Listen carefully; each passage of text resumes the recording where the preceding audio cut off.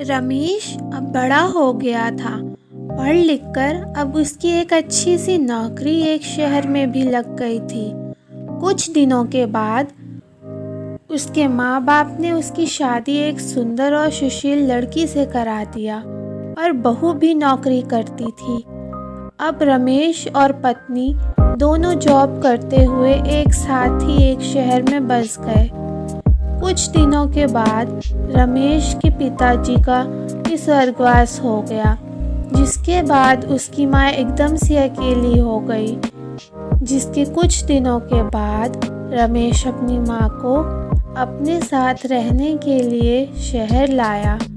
शहर में आके रमेश की माँ खुद को एकदम अकेला पाती थी। इस तरह उन्हें भी अच्छा नहीं लगता था, लेकिन एक माँ अपने बेटे की हमेशा खुशी ही चाहती है। सो धीरे धीरे वह शहर में रहना भी सीख गई थी। लेकिन रमेश और उसकी पत्नी हमेशा अपनी माँ को समझाते रहते थे कि ऐसा मत करो, ये मत करो, मतलब कि वे अपने आगे माँ को गांव की एक गंवार ही समझते थे। लेकिन माँ की दिल में तो हमेशा अपने बच्चों के लिए प्रेम ही होता है। सो वे सभी बातें चुपचाप सुनकर हाँ में हाँ मिलाकर रह जाती थीं। एक दिन की बात है, सुबह रमेश की पत्नी को ऑफिस जल्दी जाना था। सो वह सब कुछ जल्दी से तैयार करके रमेश का खाना पैक करके ऑफिस चली गई। फिर इसके बाद रमेश भी जल्दी जल्दी तैयार होके ऑफिस निकल गया था। फिर कुछ समय बाद रमेश की माँ ने देखा कि उसके बेटे ने तो खाने का लंच बॉक्स ले ही नहीं गया, भूल गया। तो माँ ने बिना देर किए फटाफट ऑफिस पहुँच गई और पास में एक कुर्सी पर बैठ गई, क्योंकि कंपनी में बाहर के व्यक्तियों को अंदर आने के लिए मना था। सो फिर बेटे को दिक्कत ना हो इसलिए फ़ोन ना करके मैसेज किया। लेकिन रमेश अपने काम में बिज़ी था, सो माँ के मैसेज पर ज़्यादा ध्यान ना दिया। लेकिन उसकी माँ बाहर कब से उसका इंतज़ार कर रही थी। इस तरह कई घंटे बीत गए और इस बीच कई मैसेज भी किया, लेकिन रमेश का कोई उत्तर नहीं आ रहा था। इस तरह रमेश की माँ को चिंता होने लगी थी।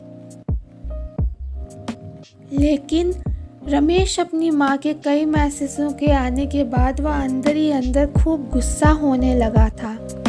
आज तो उसने तय कर लिया था कि आज घर पर जाकर माँ को खूब अच्छी तरह से समझा देगा कि यह उसका गांव नहीं है जो कुछ भी मनमानी करती रहती हैं।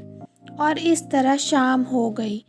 अब रमेश घर जाने के लिए कंपनी के बाहर निकला तो देखा कि उसकी माँ तो वहीं खड़ी है, जिसे देखकर उसका गुस्सा अब 7वें आसमान पर था और बिना कुछ पूछे ही अपनी माँ को डांटने फटकारने लगा कि पहले घर में खाली बैठे बैठे मैसेज कर करके परेशान करती रहती हैं और अब तो उसके कंपनी में भी आ गई है।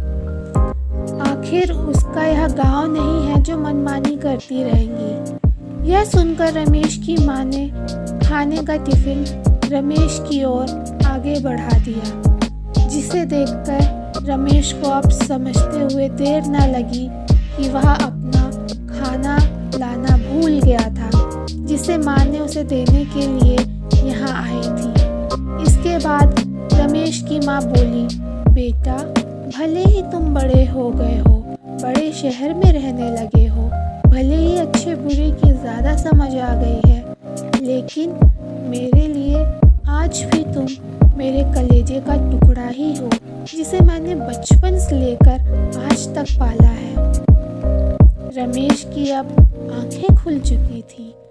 आखिर उसकी माँ उसकी परवाह करते हुए खाना लेकर आई थी, जिसे वह बिना सोचे समझे अपनी माँ को ही डांटे जा रहा था।